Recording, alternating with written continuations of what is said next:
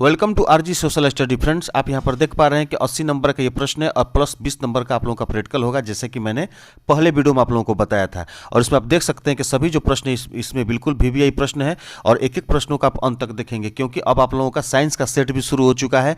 Hindi, social science और संस्कृत सभी का सेट आप लोगों को दिया जा रहा है। आप एक एक करके और एक एक प्रश्न को देखते हुए 40 प्रश्नों का सेट आएगा, फिर से आप लोगों का सब्जेक्टिव क्वेश्चन का सेट आएगा। इसलिए हमको बताना पड़ रहा है कि आप लोग लगता है कि भूल जाते हैं कभी कभी, इसलिए फ्रेंड्स बता दिया जा रहा है कि आप लोगों को याद रहे, ताकि सभी सेट आप कंप्लीट करते चलें और एक सेट भी आप लोग मिस नहीं कर सके। तो चलिए फ्रेंड्स, इस वीडियो को हम शुरू करते हैं, लेकिन उससे पहले फ्रेंड्स वीडियो को आप एक लाइक जरूर कर देंगे और साथ ही अगर चैनल पर नए हैं तो चैनल को सब्सक्राइब करके बेल आइकन को प्रेस कर देंगे, ताकि आगे आने वाले किसी भी वीडियो का नोटिफिकेशन आपको मिल सके। तो चलिए वीडियो को हम लोग शुरू करते हैं। तो पहला सवाल ये है कि हवा यानी कि निर्वात में प्रकाश की चाल होती है, यानी कि प्रकाश की चाल कितनी होती है? इसका सही जवाब होगा ऑप्शन ए 3 × 10⁸ मीटर प्रति सेकेंड। याद रखिएगा आप लोग। सवाल नंबर 2 है कि प्रकाश तरंग उदाहरण है, प्रकाश तरंग उदाहरण है, इसका सही जवाब होगा ऑप्शन बी विद्युत चुंबकीय तरंग का। सवाल नंबर 3 है कि कौन सा लेंस अपसारी लेंस भी कहलाता है? ऑप्शन ए अवतल लेंस, बी उत्तल लेंस, सी अवतल एवं उत्तल लेंस दोनों और डी इनमें से कोई नहीं। इसका सही जवाब होगा ऑप्शन ए अवतल लेंस। सवाल नंबर 4 है कि प्रकाश के अपवर्तन के कितने नियम होते हैं? इसका सही जवाब होगा ऑप्शन बी 2, यानी कि प्रकाश के अपवर्तन के 2 नियम होते हैं। सवाल नंबर 5 है कि दृश्य प्रकाश में किस वर्ण का तरंग दैर्घ्य अधिकतम होता है? बैगनी, लाल, नीला, पीला। इसका सही जवाब होगा ऑप्शन बी लाल। सवाल नंबर 6 है कि सामान्य नेत्र के लिए सुस्पष्ट दर्शन की न्यूनतम दूरी होती है, यानी कि न्यूनतम दूरी कितनी होनी चाहिए? इसका सही जवाब होगा ऑप्शन सी 25 सेंटीमीटर। सवाल नंबर 7 है कि किसी वस्तु का प्रतिबिंब नेत्र के किस भाग पर बनता है? जैसे कि पहले सेट में भी हमने आप लोगों को बताया था, पहला सेट में भी ये सवाल था, क्योंकि ये वीवीआई प्रश्न है, इस बात को आप लोग याद रखेंगे। सवाल है कि किसी वस्तु का प्रतिबिंब नेत्र के किस भाग पर बनता है? इसका सही जवाब होगा ऑप्शन बी रेटिना या दृष्टिपटल। सवाल नंबर 8 है कि 1 HP यानी कि अश्वशक्ति बराबर होता है, यानी कितने के बराबर होता है? इसका सही जवाब होगा ऑप्शन ए 746 वाट। सवाल नंबर 9 है कि धारा मापने में किसका उपयोग होता है, यानी कि धारा मापने के लिए किसका प्रयोग होता है या उपयोग होता है, बात एक ही है। तो इसका जो सही जवाब होगा ऑप्शन ए होगा एमीटर। चलिए सवाल नंबर हम लोग 10 देखते हैं। सवाल नंबर 10 है कि डायनेमो से किस प्रकार की धारा प्राप्त होती है? डायनेमो से किस प्रकार की धारा प्राप्त होती है? ऑप्शन ए डिस्ट धारा, प्रत्यावर्ती धारा, दोनों धाराएं और डी इनमें से कोई नहीं। इसका जो सही जवाब होगा ऑप्शन सी होगा दोनों धाराएं। सवाल नंबर 11 है कि चुंबकीय क्षेत्र की तीव्रता का मात्रक है, यानी कि चुंबकीय क्षेत्र की तीव्रता का मात्रक क्या होता है? इसका सही जवाब होगा ऑप्शन बी न्यूटन प्रति एम्पियर मीटर। क्लियर है? चलिए सवाल नंबर 12 देखते हैं। सवाल नंबर 12 है कि नाभिकीय ऊर्जा प्राप्त करने हेतु आवश्यक है, यानी क्या आवश्यक है? तो इसका जो सही जवाब होगा ऑप्शन सी होगा यूरेनियम, यानी कि नाभिकीय ऊर्जा प्राप्त करने के लिए यूरेनियम की आवश्यकता पड़ती है, यूरेनियम आवश्यक है। ऑप्शन सी बिल्कुल सही है। सवाल नंबर 13 है कि निम्नलिखित में से कौन नवीकरणीय ऊर्जा का स्रोत उदाहरण है? निम्नलिखित में से, यानी कि जो 4 ऑप्शन दिया हुआ है, पवन चक्की, जल पंप, विद्युत जनित्र, बायोमास संयंत्र, ये चारों ऑप्शन में से कौन ऐसा ऑप्शन सही है जो कि नवीकरणीय ऊर्जा स्रोत का उदाहरण है? इसका सही जवाब होगा ऑप्शन डी बायोमास संयंत्र। सवाल नंबर 14 है कि समीकरण CaCO3S जो प्रतिक्रिया कर रहा है CaOS प्लस CO2G किस प्रकार का समीकरण है? इसका जो सही जवाब होगा ऑप्शन ए होगा वियोजन। सवाल नंबर 15 है कि लाल तप्त आयरन पर जलवाष्प प्रवाहित करने पर कौन सा यौगिक प्राप्त होता है? इसका सही जवाब होगा ऑप्शन सी Fe3O4। चलिए सवाल नंबर 16 देखते हैं। सवाल नंबर 16 है कि निम्नलिखित में से pH का कौन सा मान क्षारक विलयन का मान देता है? यानी कि जो 4 ऑप्शन दिया हुआ है, इसमें से कौन ऐसा ऑप्शन सही है जो कि pH का कौन सा मान क्षारक विलयन का मान देता है? इसका सही जवाब होगा ऑप्शन डी 13।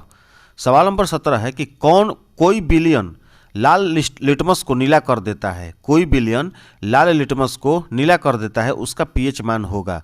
इसका सही जवाब होगा ऑप्शन डी, यानी कि 10। सवाल नंबर 18 है कि विरंजक चूर्ण का रासायनिक सूत्र क्या है? विरंजक चूर्ण का रासायनिक सूत्र क्या है? इसका सही जवाब होगा ऑप्शन सी होगा CaCO CaOCl2। सवाल नंबर 18 का ऑप्शन सी बिल्कुल सही है। सवाल नंबर 19 है कि धातुओं की प्रकृति होती है यानी किस प्रकार की होती है। इसका सही जवाब होगा ऑप्शन ए विद्युत धनात्मक। सवाल नंबर 20 है कि पीतल है यानी कि पीतल किस प्रकार का चीज़ है। तो पीतल होगा आपको ऑप्शन सी हो जाएगा मिश्र धातु, यानी कि पीतल जो है एक मिश्र धातु है। सवाल नंबर 21 है कि सिनेबार किस धातु का अयस्क है। सिनेबार किस धातु का अयस्क है। इसका सही जवाब होगा ऑप्शन सी Hg। Hg कहते हैं, पारा को Hg कहा जाता है, याद रखिएगा आप लोग। सवाल नंबर 22 है कि बेंजीन का अणुसूत्र है यानी कि बेंजीन का अणुसूत्र क्या होता है। इसका सही जवाब होगा ऑप्शन सी C6H6। सवाल नंबर 23 है कि निम्नलिखित में से किस हाइड्रोकार्बन में 3 आबंध होते हैं। इसका सही जवाब होगा ऑप्शन सी C3H4। सवाल नंबर 24 है कि ग्लूकोज का आणविक सूत्र क्या है। इसका सही जवाब होगा ऑप्शन ए C6H12O6। सवाल नंबर 23 है कि आवर्त सारणी के शून्य समूह का तत्व है। इसका जो सही जवाब होगा ऑप्शन बी होगा He यानी कि हीलियम। सवाल नंबर 26 है कि आवर्त सारणी में कितने वर्ग होते हैं। इसका जो सही जवाब होगा ऑप्शन डी होगा यानी कि 18। सवाल नंबर 27 देखेंगे हम लोग। सवाल नंबर 27 है कि निम्नलिखित में से किसे कोशिका का ऊर्जा मुद्रा के रूप में जाना जाता है। यानी कि जो 4 ऑप्शन दिया हुआ है इसमें से किसे कोशिका का ऊर्जा मुद्रा के रूप में जाना जाता है। इसका जो सही जवाब होगा ऑप्शन बी होगा ATP। सवाल नंबर 28 है कि आहार नाल का सबसे लंबा भाग है यानी कौन है। इसका सही जवाब होगा ऑप्शन बी छोटी आंत। सवाल नंबर 29 है कि वृक्क किस जैव प्रक्रम का हिस्सा है। इसका सही जवाब होगा ऑप्शन ए उत्सर्जन, यानी कि वृक्क जो है उत्सर्जन जैव प्रक्रम का हिस्सा है। सवाल नंबर 30 है कि डेंगू उत्पन्न करने वाले मच्छर किस तरह के जल से उत्पन्न होते हैं। इसका सही जवाब होगा ऑप्शन बी शुद्ध जल में। और शुद्ध जल होता कहाँ है, जैसे कि कूलर आपके यहाँ है, कूलर में पानी जमा हो गया बहुत दिनों से, फ्रिज है, फ्रिज में का पानी बहुत दिनों से जमा हो गया है, तो उसी जल में ये ज़्यादा उत्पन्न होता है डेंगू का मच्छर, यानी कि शुद्ध जल में डेंगू का मच्छर जो है उत्पन्न होता है। ऑप्शन बी बिल्कुल सही है। सवाल नंबर 31 है कि सबसे छोटी अंतःस्रावी ग्रंथि है। इसका जो सही जवाब होगा ऑप्शन डी होगा पिट्यूटरी ग्रंथि। क्लियर है। चलिए हम सवाल नंबर 32 देखते हैं। सवाल नंबर 32 है कि मानव जनन अंग किस आयु में परिपक्व एवं क्रियाशील होता है। ऑप्शन है ए 12, बी 18, सी 24, डी 30। इसका सही जवाब होगा ऑप्शन बी 18। सवाल नंबर 33 है कि मुकुलन द्वारा प्रजनन किस में होता है। मुकुलन द्वारा प्रजनन किस में होता है। इसका सही जवाब होगा ऑप्शन बी ईस्ट में। सवाल नंबर 34 है कि स्त्रियों में कौन सा लिंग गुणसूत्र होता है। स्त्रियों में कौन सा लिंग गुणसूत्र पाया जाता है। इसका जो सही जवाब होगा ऑप्शन बी होगा XX गुणसूत्र। याद रखिएगा XX गुणसूत्र, जिसको क्रोमोसोम भी बोला जाता है। सवाल नंबर 35 है कि अड़हुल किस प्रकार का फूल है। अड़हुल जो है किस प्रकार का फूल है। इसका सही जवाब होगा ऑप्शन ए द्विलिंगी। चलिए सवाल नंबर हम लोग 36 देखते हैं। सवाल नंबर 36 है कि मानव में कितने रक्त समूह हैं, यानी कि मानव में कितने रक्त समूह पाए जाते हैं। इसका सही जवाब होगा ऑप्शन डी 4। सवाल नंबर 37 है कि ओजोन परत पाया जाता है। ओजोन परत पाया जाता है यानी कहाँ पाया जाता है। इसका सही जवाब होगा ऑप्शन बी वायुमंडल के ऊपरी सतह में। सवाल नंबर 38 है कि निम्नलिखित में से कौन एक जैव अनिम्नीकरणीय पदार्थ है। इसका सही जवाब होगा ऑप्शन ए यानी कि DDT। चलिए सवाल नंबर 39 और सवाल नंबर 40 देखते हैं, जो कि बिल्कुल ही VVI सब प्रश्न है। सवाल नंबर 39 है कि वन संरक्षण का उपाय क्या है।